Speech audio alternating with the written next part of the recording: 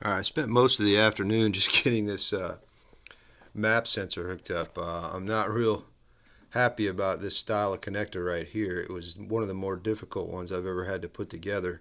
The pins are really small. These wires from the original harness were 18 gauge, which is a little bit too big for the size of the pins in there. Did use the right tools. I have all the wiring stuff. I'm reluctant to let anybody watch me do it though. This is what the connector looks like. I had a spare, and the retention mechanism inside of there is really faint and hard to see, and there's not much of it. And the documentation is kind of not that good because it says, if you look at this picture right here, it shows the little tangs going down when you orient the terminal a certain way, and you're supposed to just like pull it through and it snaps. Well, it didn't really pull through and snap very well, and I didn't mangle it, but it's not all that pretty on the inside. But it's connected, and I'll watch the data logs very carefully to see if I have any inaccuracies or erratic data coming from the map sensor. That'll come a little bit later. Some heat shrink on there, and then the conduit. So I'll probably zip tie this out of the way in a couple places just to make sure it doesn't interfere with anything, and then we're going to call that good. The only thing left to wire up to the inside is the boost solenoid, and that's going to have its own line because there's nothing coming into the engine bay for that right now. So I'll probably tackle that tomorrow, and then I think we're going to start putting things back together. All right, so hooking up the boost control solenoid, I had to have some paperwork out for this. Essentially, the AEM says that use PW2 output pulse width, and I've traced that to pin 4. This is the diagram of the pins on the AEM versus the plug and play, and so this came along with it. Obviously saved all this. Most of that stuff I have mapped out. They've got a picture of the connector on the back, so pin 4, 1, 2, 3, 4 on there. So it also says in the text that there's no polarity to the switch, and so let's see, where do we go? Okay, yep, so one wire connects to 12 volt switch power and the other connects to the PW2 output on the EMS. So over to the car, and maybe a little dark in here. Let's see. Yeah, it's a good camera. Pin 4 on the EMS is on the bottom row, and I had to just kind of take a good look at that. I'm not going to try to pry them apart so you can see it, but essentially pin 4 I broke out to this terminal right here, and so this is going to go to the boost solenoid, and then this is my distributed power for ignition hot. I'm running out of terminals. I got a lot of things hooked up to ignition power hot. So what I did was I piggybacked on this last connection here. This is also being used for the cooling fans in the shroud that goes over all the electronics. And so I don't care if a little bit of PWM signal noise gets into that. It shouldn't get into any of it anyways. It's not going to be running that often anyhow. And for right now, rather than pull up the carpet and go along the door sills and everything, I wrapped it and ran it around the edges of the floorboards and then back basically down into the passenger footwell. And the next time I'm into the seats out and all that stuff, I'll bury the cable a little bit more. It comes out in the corner up here in this, wow, bulkhead connector, a little tough to see. And then I just wired it up to the GM boost solenoid right here, and so that's where that's going to sit. So essentially, between the map sensor hookup and the boost control solenoid hookup, that's the only electronics involved with this. So we're getting closer. Things to do still: have to refill all the fluids, and I've got to get in the AEM itself and create a new fuel map and timing map for the boost sensor. If I tried to drive it on the current setup, it would be bad. So there's a lot of changes, and I'll go through exactly what changes those are going to be once I've sorted out some other stuff. Still have to source an air cleaner, and a couple other little things. I still wanted to make a hanger for the exhaust pipe so that all the stress and strain isn't being directed right onto the turbine outlet flange, and I think over time that would be bad. I'm not sure what people's experiences have been with that, but I don't like the idea of the whole exhaust hanging its weight on the turbo flange, even though it's pretty stout and it's cast. That's not really what it's designed for. So I'm going to sort that at some point. Haven't decided exactly how I'm going to do that yet, but I'm sure it'll be creative. And yeah, I just painted up a little bit more of the interior fender well, got some of that red out of there, and so yeah, we're getting closer, and I'm enjoying it and getting pretty excited.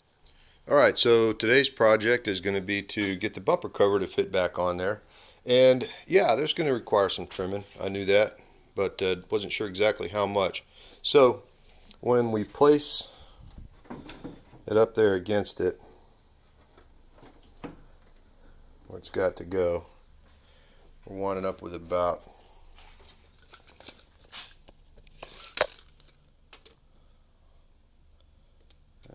anywhere from 3/4 to 7/8, depending on how you do it. I mean, it's not exact, but it's going to require some trimming anyways. So down here is where it's going to interfere. Now this is where the bumper cover attaches, and I'm not going to have to get into that because I think there's enough on this area here and along the edges where I can trim off. So I'm probably going to wind up having to trim this whole thing all the way down and around to get it to clear around the intercooler. On the bottom it's not bad. I might have to trim the stubs where the these guys right here, I might have to trim those back just a little bit so they don't stick out through the bumper cover. And I've got some room there. I put extra just because I wasn't sure exactly where I was going to put it. And so that'll be all right. Could I have put that a little bit further back in? Yeah, but one day I might want to put a condenser in there. And I'm not doing it with this project because it was deep enough already, but I wanted to leave enough space there in case I did later on. So we're just going to make this fit. And so I'll take it off and start trimming and measuring. I got the front end on the bench now, and maybe you can get a better look at it from the back side here. This area in here is the part that has to be relieved, and there is part of the bumper cover underneath that too. It's about maybe a 1/2 inch inset, but some of that's going to have to come back a little ways too. As long as I don't get into the bosses that connect the bumper cover to the rest of the front support, then I'm not too worried about it. And I'll probably just use a cutoff tool with the air grinder. And I'll probably start right at about this area here, come back about 3/4 down across, and I'll have to relieve these supports too, and I'll probably just try to get a better picture there, come straight up like this and down so as to keep as much of the strength of this pillar as possible. It's not really all that stressed, but it does need to be there, so we'll see how we do.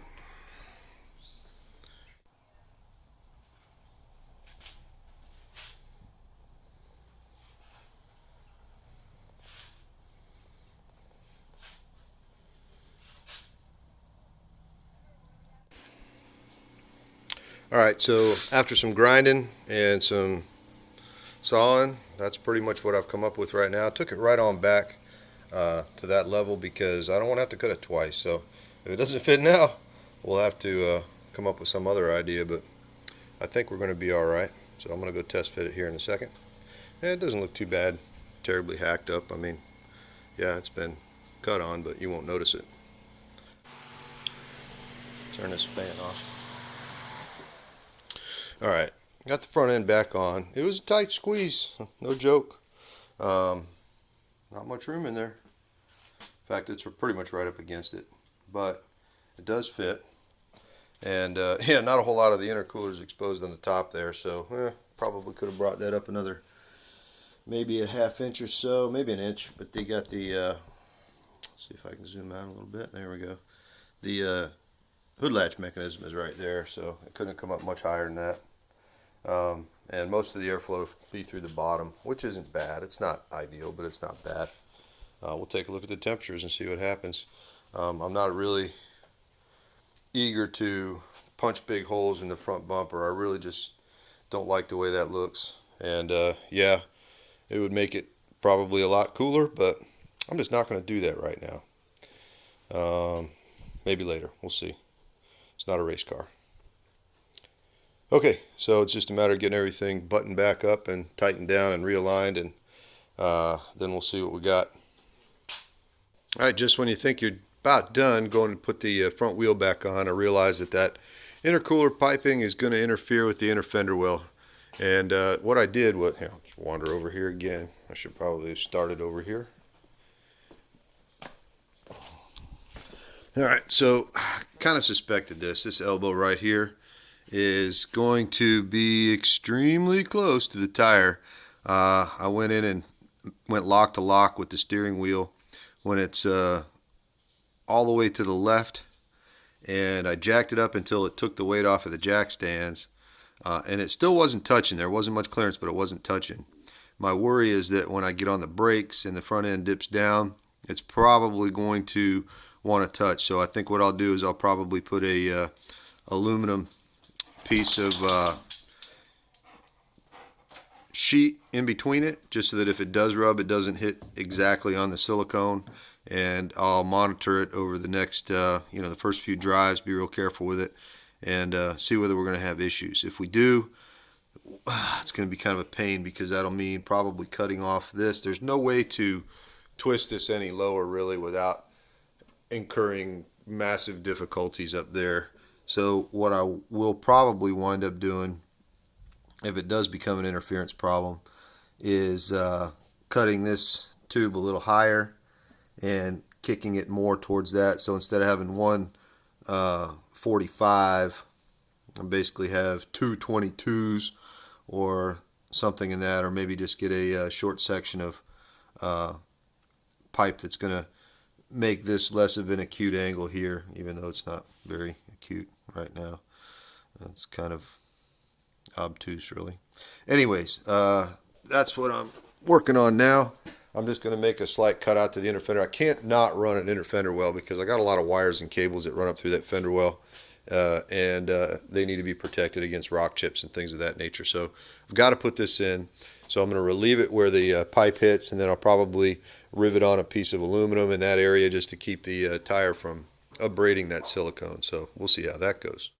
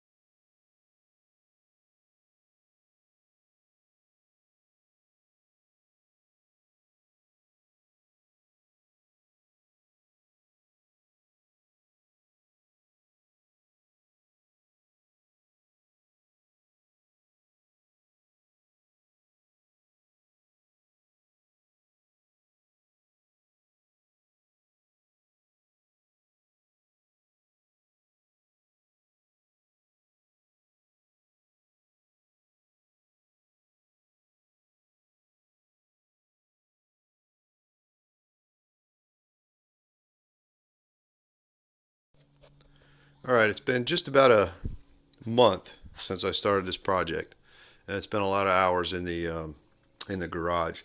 All of the mechanical issues are taken care of at this point, with the exception of just some basic cleanup and a few touch-ups here and there on the paint, which I needed to do anyways. But essentially, it's back together, and next is going to follow a series of videos of me attempting to tune it for the most part. I will have to take it to a dyno eventually if I want to get the most out of it, but I think I can do a pretty good job getting most of it done with the procedures that I've already established for road tuning. And no, I don't tune while I'm driving, but I do a whole lot of data logging and then revisions and then test drives and so forth, and I'll show you how that process goes. Might even make a separate series of videos on some of the techniques that I use, maybe help some other people.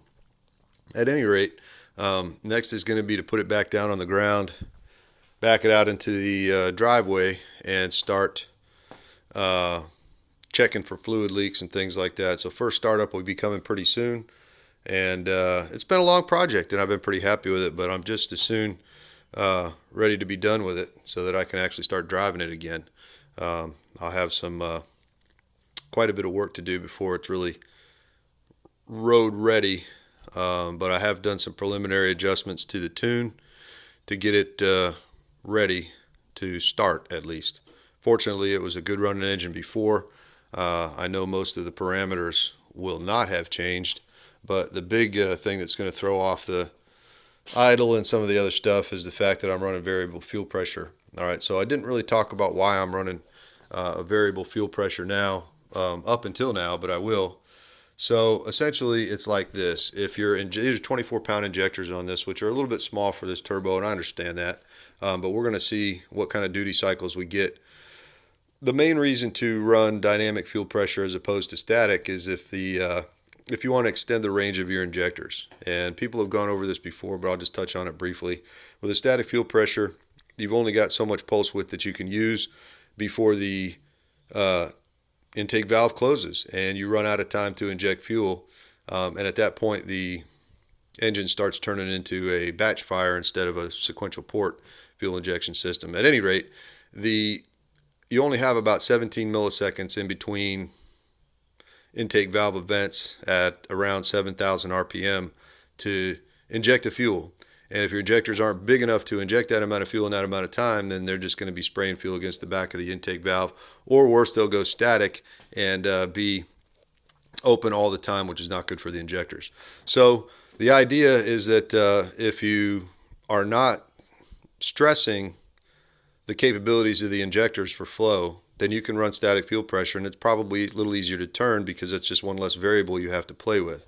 But if you want to extend the range of the injectors and make them work over a wider dynamic range, then you really need to run a fuel pressure that's low at idle so you can use reasonable pulse widths at idle and get a good metering of fuel. And then at high demand, you can run a higher fuel pressure, which gives you basically more fuel for a given pulse width. So you're not trying to have a large injector with a tiny pulse width at idle just to put it in its comfort range at high RPMs. And you're also not trying to let the injectors go static at high RPMs. Hopefully that made sense. I'll touch on it more if there's any questions on that. But this is all ground that's been covered before. So I'm going to try to get the most out of the injectors that are in there by using the dynamic fuel pressure, and that of course is going to throw off the pulse widths that I'd already had established for idle and the low manifold pressure areas on the map. So my fuel pressure electronic sender didn't last very long. It's an AEM, and I'm sure it's fine, but it didn't last very long for the gauge. So I put a mechanical, or basically sight gauge, in there for fuel pressure. And so when I first started up, I'm going to get a baseline for what it's running at idle, and then with some creative camera work, I might be able to get some for some high demand. Maybe that'll wait till it's on a dyno. It doesn't really matter because essentially the fuel pressure is going to change with engine demand, and it's always going to change in roughly the same amounts. So the fuel map will wind up being what the fuel map winds up being as far as pulse widths. We just need to figure out what the engine wants at different RPM and load levels, and that's no different than what we were doing before. So that's it. Okay, that's enough flapping on this one. Next time I video, it should be getting the car down off the jacks and possibly a first startup. Thanks for hanging around.